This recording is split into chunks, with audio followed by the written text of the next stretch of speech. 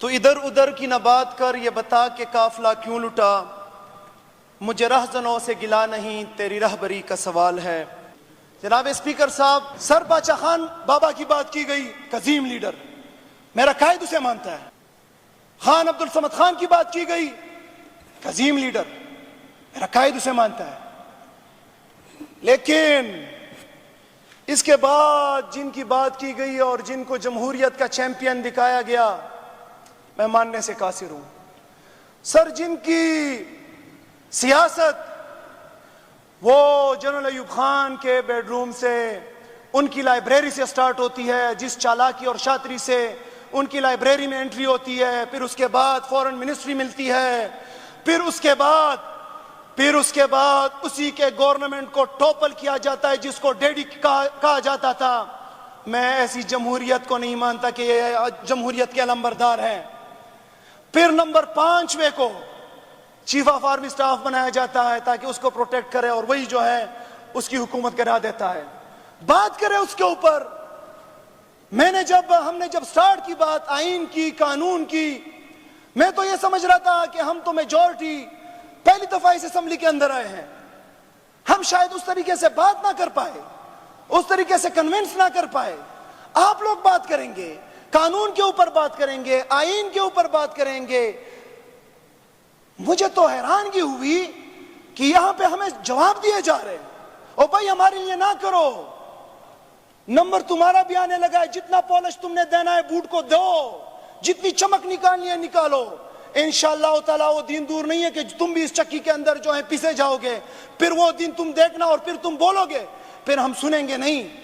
یہ موقع ہے کہ آئین اور قانون کے لیے آپ سب کھڑے ہو جائیں۔ شہادتیں دی آپ نے، ہم مانتے ہیں، لیکن بات کریں کہ کس نے شہید کیا؟ وہ کون تھا کہ جس نے ذوالفقار علی بھٹو کو شہید کیا؟ وہ کون تھا جس نے بے نظیر بھٹو کو شہید کیا؟ اپنے آس پاس دیکھے، رائٹ لیفٹ دیکھے، آگے پیچھے دیکھے، کہیں آپ میں سے تو نہیں ہے کہ جس نے انہیں شہید کیا؟ ذرا دیکھیں، آنکھیں گھمائیں۔ ہم تو مانتے ہیں کہ انہوں نے شہادتیں دی، اور ہم اس پی پی پی کو بھی مانتے ہیں، لیکن ہم آج کی پی پی پی کو نہیں مانتے، کیونکہ وہ پاکستان پیپل پارٹی تھی اور آج پاکستان پرچی پارٹی ہے۔ پرچی کو ہم نہیں مانتی، جو پرچی کے اوپر جس کے چیئرمین آئے اور وہ ہمیں بات دکھائے۔ جناب اسپیکر صاحب، یہ کانسٹیٹیوشن کی بات کرتے ہیں، پریمبل کے بعد اسی کانسٹیٹیوشن کے آرٹیکل 8 سے 28 تک فنڈامنٹل رائٹس کے آرٹیکلز ہیں۔ میرے معزز ممبران، دوست، اس کے اوپر لب کشائی نہیں کرتے، بلکہ سیدھا چلے جاتے ہیں 154 پہ۔ پہلے 154 کا آپ کو بتاؤں کہ ہم 10+ لیٹرز لکھ چکے ہیں اس حکومت کو کہ جس کا صرف یہ مینڈیٹ ہے کہ آپ نے عمران خان کو جیل میں رکھنا ہے، باقی کوئی مینڈیٹ نہیں ہے، وہ سی سی آئی کی میٹنگ نہیں بلا رہے۔ 10+ لیٹرز لکھ چکے ہیں، لہٰذا اگر آپ نے یہ 3، 4، 154 یا باقی آرٹیکلز یاد کیے ہیں تو یہ آپ کے علم میں ہونا چاہیے کہ اس کے اوپر صوبائی حکومت اپنا کام کر رہی ہے۔ کانسٹیٹیوشن کا پوسٹ مارٹم ہو رہا ہے، آئین پاکستان کی دجیہ اڑائی جا رہی ہے، آئین پاکستان کے بنیادی ڈھانچے کو تبدیل کیا جا رہا ہے۔ رات کی تاریکی میں، کیونکہ تاریخ راتوں میں باریک وارداتیں کرنا چور ڈاکوؤں کا کام ہے، عوامی نمائندوں کا کام نہیں ہے۔ 2 بجے میٹنگ جی کینسل ہو گئی، 4 بجے میٹنگ جی کینسل ہو گئی، 6 بجے میٹنگ جی کینسل ہو گئی، 8 بجے میٹنگ جی کینسل ہو گئی، 10 بجے میٹنگ جی کینسل ہو گئی، اور مولانا فضل الرحمان صاحب کے گھر کا یاترا ہوتا رہا، یاترا ہوتا رہا، یاترا ہوتا رہا، کہ کسی طور پہ ہم آئین پاکستان کا پوسٹ مارٹم کریں۔ کیوں؟ کیونکہ آئینی پاکستان کے اندر تبدیلی بہانہ ہے، عمران خان نشانہ ہے، عمران خان کے لیے سب کیا جا رہا ہے کہ اس کو اندر رکھا جائے۔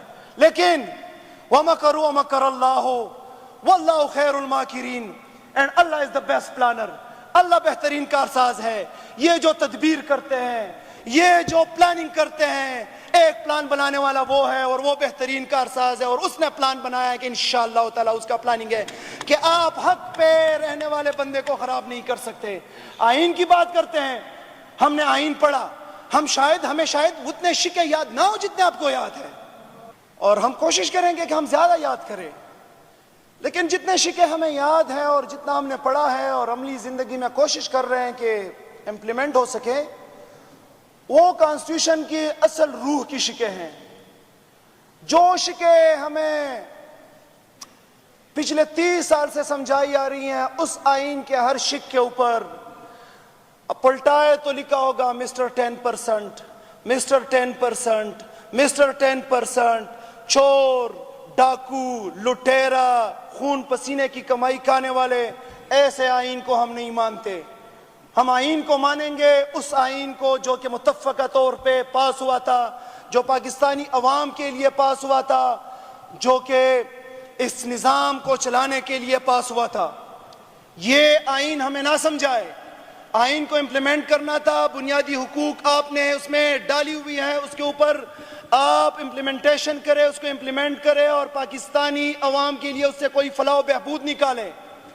آپ جو اس وقت 63A کو چینج کرنے کی کوشش کی جا رہی ہے، جو آرٹیکل 8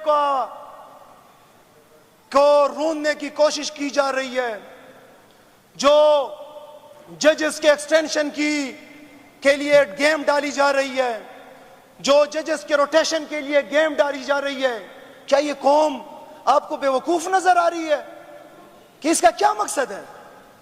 آپ مولانا صاحب کے پاس جاتے ہو، ان کو کہتے ہو ہماری حمایت کرو، ہمیں ووٹ دو.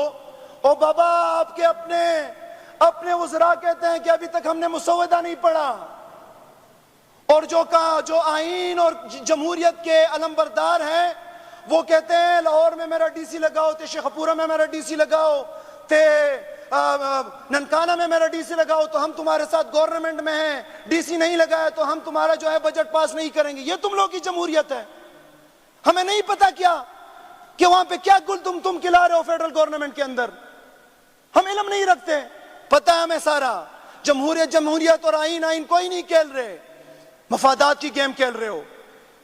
بات کی جاتی ہے کہ یہاں پہ اسکولوں کا یہ حال ہے، یہاں پہ ٹیچرز کا یہ حال ہے. او بابا، الحمدللہ جب سے تحریک انصاف کی حکومت آئی ہے، اس سے پہلے موازنہ کرے پاکستان کے بننے سے اور اس کے بعد موازنہ کرے، ہیلتھ کا موازنہ کرے. میں اپنے ہائر ایجوکیشن کا بتاتا ہوں. 2013 سے پہلے پاکستان سے لے کے آج تک صرف 200 کالجز بنے تھے، اور ہماری گورنمنٹ کے اندر 120 مزید کالجز بنے ہیں. یہ ہے ہماری کارکردگی. ہاں، اگر آپ کارکردگی ان کو کہتے ہیں کہ آپ کے اسکولوں میں کتے جو ہیں وہ پڑے رہیں، آپ کے ہاسپٹلز کے اندر جو ہیں وہ کتے پڑے رہیں، اور وہاں پہ جو ہیں کتوں کی ویکسینیشن تک نہ ہو کہ وہ لوگوں کو کاٹے، اگر آپ اس کو کارکردگی کہیں اور ایون اسمبلیوں تک کتے پہنچ گئے ہیں، تو اگر آپ سمجھتے ہیں کہ یہ کارکردگی ہے تو پھر ہمیں معافی کر دے. پھر ہماری ایسی کارکردگی ہم نے نہیں دکھانی. لاسٹ بات کرنا چاہوں گا سر لاہور کے لیے ہماری پرامن احتجاج، پرامن ریلی تھی. یہ کہتے ہیں کہ رستے بند نہیں تھے، وہ تو شکر ہے پتہ چل گیا. موٹر وے کے اوپر بھی انہوں نے کی تھی، اور پھر جب وہاں پہ پہنچے تو ہر کلومیٹر کے بعد جو ہے انہوں نے رکاوٹیں ڈالی تھی. لیکن اس کے باوجود جو رنگ باز ہے اور اپنی رنگ بازیاں دکھا رہے ہیں، وہ کہہ رہے تھے کہ ہم آپ کو اٹک سے ادھر آنے نہیں دیں گے. تو جب آپ دھمکیاں دو گے اور آپ پھر پٹھان کو دھمکی دو گے تو پھر تو آئے گا بھائی، پھر تو ایسے رکے گا نہیں.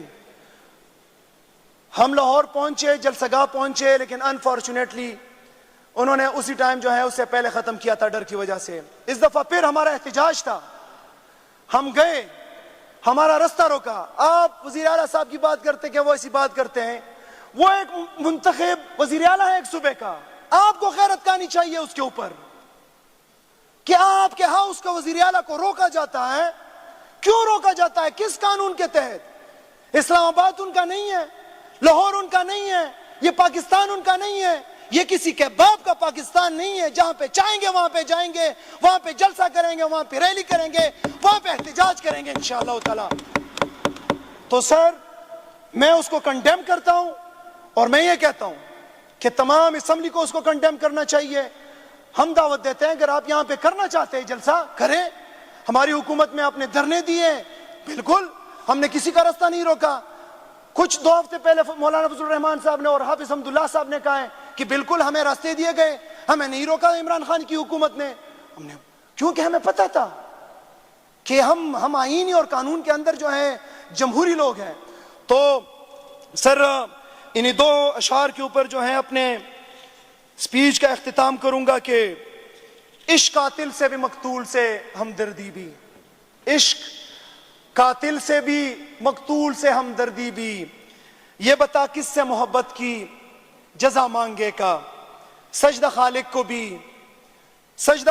بھی ابلیس سے یارانہ بھی، حشر میں کس سے عقیدت کا صلہ مانگے گا، اور تم حیا و شریعت کے تقاضوں کی بات کرتے ہو، تم حیا و شریعت کے تقاضوں کی بات کرتے ہو، ہم نے ننگے جسموں کو ملبوس حیا دیکھا ہے ہم نے احرام میں لپٹے کئی ابلیس، ہم نے کئی بار میخانے میں خدا دیکھا ہے۔ بہت شکریہ۔